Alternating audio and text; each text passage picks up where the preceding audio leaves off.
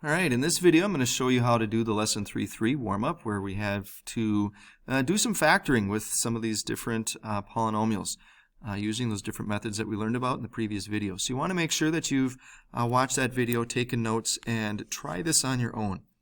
Please do not watch this video unless you've already tried how to do this Lesson 3.3 warm-up on your own. So let's go ahead now, assuming that you've done that, let's go ahead and check to see what the correct answers would be for these three problems.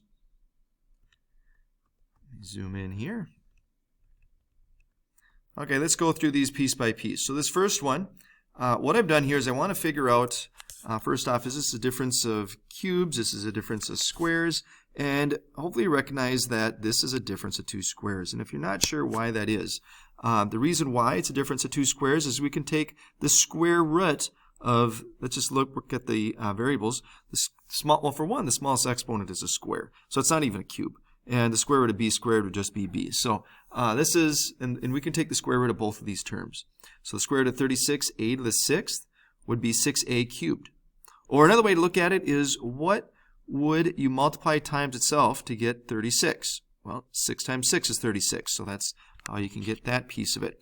And as far as how you would do this a to the 6th part, well, we know it's a difference of squares, okay? So I know that that exponent's got to be a square. So what, for the exponents, remember you multiply those together when we have an exponent outside of the parentheses. So what exponent times 2 would give us 6?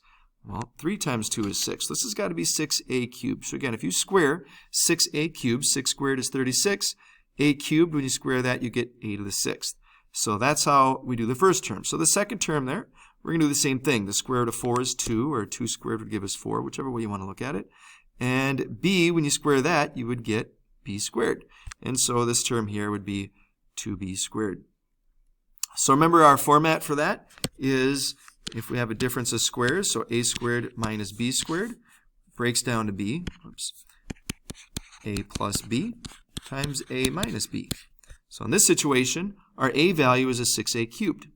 Our b value would be the 2b. So we would have 6a cubed plus 2b and 6a cubed minus 2b. That's how you do the first one. Number two, this is a difference of cubes. It's not a difference of squares because we have y cubed here. And y cubed is not a square.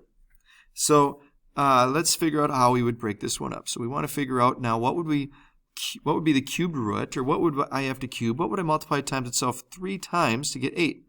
Well, 2 times 2 times 2 is 8.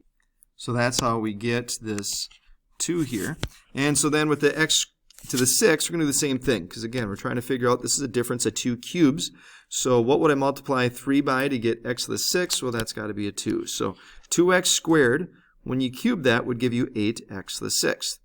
And with the cubed root of y cubed is just y. So here we would have y. Now, since we're dealing with a situation where it's a cube, or a difference of 2 cubes, remember our format for that is if we have a difference of 2 cubes or it's sum of 2 cubes, it's going to be the same process where we would have a, and then we'd have b here, whatever our a term and b term are, this would go there. But remember, we have that SOAP acronym. So the SOAP acronym gives us the signs here. So this would be the same sign. And then we would have a squared, whatever our a term is, we would square that. Then the opposite sign. Then we would multiply a times b, and then it's always positive, and then b squared. So that's the format that we're going to use for this one. So this situation, our a is 2x, our b is y. So we would have, 2x squared is our a value, and our b value is y. So following that format, we would have 2x squared, and then the same sign, and then y. And then I'd have to square the 2x squared. Now when I do that, I would get 2 squared is 4, and x squared, when you square that, would be 4 as well. So we'd have 4x to the 4th, and then it's the opposite sign, so plus.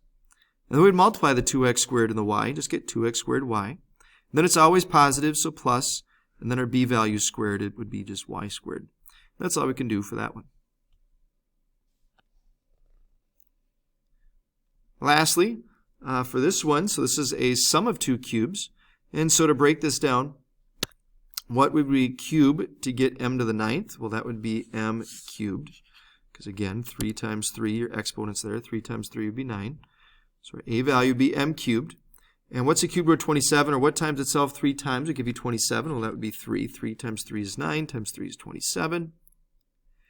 And with the exponents, what exponent would I apply to 3? Or what exponent would I multiply 3 by to get 6?